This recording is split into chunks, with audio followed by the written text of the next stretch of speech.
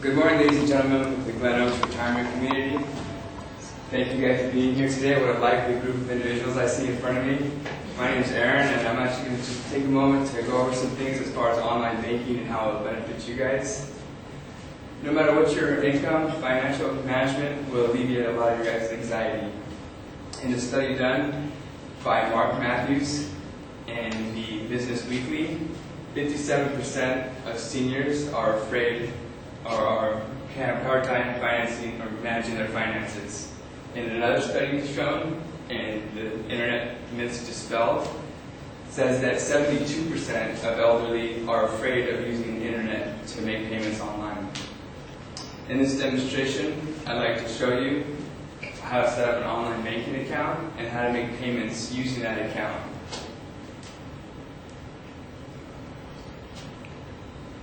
What you're going to first want to do is go into the bank. I'm going to use the Bank of America website. You're going to go open the browser and computer in front of you at bankofamerica.com. You already have to have a bank account with Bank of America. Just go to register now, and the screen is going to pop up. You're going to be prompted to enter your account number, as well as or the credit card number you have with Bank of America. After you enter that information, you're going to enter your last four of your social security number, as well as you're going to enter your birthday and your email address. Before moving on to the next step, you're going to actually be prompted to agree to the terms and conditions labeled out. Now, don't be worried. I know it's a lot of words on there, but mostly it's your financial institution letting you know how they're going to take care of you, what privacy they're going to protect, and exactly how you're safe as far as not releasing your information out to any third parties. After you read everything carefully, agree to the terms and conditions, and then click Next. Finally, you're going to actually have the option of picking your username and your password. Now, oftentimes it'll give you the option to where you can choose a recommended username or password. A lot of times they say write down your password and username, but I don't recommend that. Sometimes people can find that or misplace it. It's easier just to go with something you know. Maybe your first letter of your initial, your first name, or your last name, and a combination of your birthday or something. For example, my name is Aaron Zavala. I would go with A Zavala and the year I was born, which would be 85. It's simple and it's easy to remember. Now, when it comes to the password, the same thing with the username. Try to pick something that you know you're going to remember, and it's not going to be too complicated. I know some people that get up there and they have such a different combination of numbers and names that they forget it every single time. So try to go with something you're comfortable with, and you should have no problem with that. Once you're done with that, you're basically going to be all done with that. The next thing, when you're still logged in, you're going to go to the Payments tab on the top of the thing. This is to set up recurring payments from that account.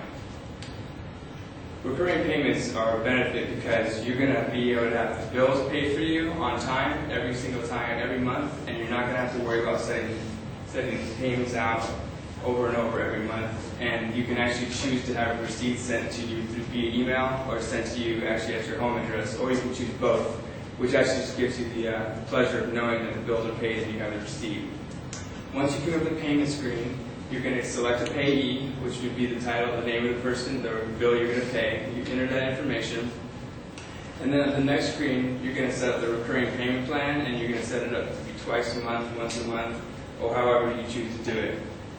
After you set up the automatic payments, you're going to select when to pay, the date that you're going to pay it on. The best thing about this is where you will actually tell them whether or not to send the receipt via email or send it to your house. So whether you prefer, you can actually do both. It makes it really simple. The payment options actually will choose what account you can pay from. You can choose to pay it from your savings account, checking account, or you can make a payment from the actual credit card that you have with the company. When it's all said and done, it'll actually have the rest of the payments that you have set up. See, this is just how to set up one of the recurring payments. But if you get on the habit of doing this consistently with all of your payments, then you won't have a problem in setting them all up. You can actually have all of your bills be set up, and so you don't have to worry about making payments every single month. You just know that they're going to be made and that the receipts are going to be sent to you and everything. Next tab. The privacy concerns. These days, privacy is a major issue as far as what's concerned with using everything on the internet. If you see the lock that you'll see on the front of your screen when you go into the banks, basically banks are just as concerned with your privacy as you are with your own. They want to ensure that they can do the most possible to make sure that your information is secured and you have no problem trusting that it's going to be secured. Oftentimes you'll see the HTTP at the top of the URL. If it has an S on the end of it, that means everything's secured and you have nothing to worry about. According to a study done, the third most crime in the United States is identity theft. So it's not uncommon that people are worried about using the internet and using the effects and using systems like this. But in the 21st century, that the security on these websites are so secure that you should have no concern about losing that. Once you close the browser and close down, all your information won't be kept in the database. It'll be closed down and nobody can access it afterwards. So in this demonstration, I wanted to show you how to set up step-by-step how to set up an online banking account. I wanted to show you how to set up your first recurring payment so you can do it in the future. And 3, I wanted to address some security concerns and privacy concerns that you may have. In this day, it's easy to get caught up in everything else and forget about your finances, especially if you don't have a grip on it. It's very easy to get anxious and get nervous and get stressed out about money when you don't really need to. There's things like online payments and online bank accounts, which makes everything a lot easier.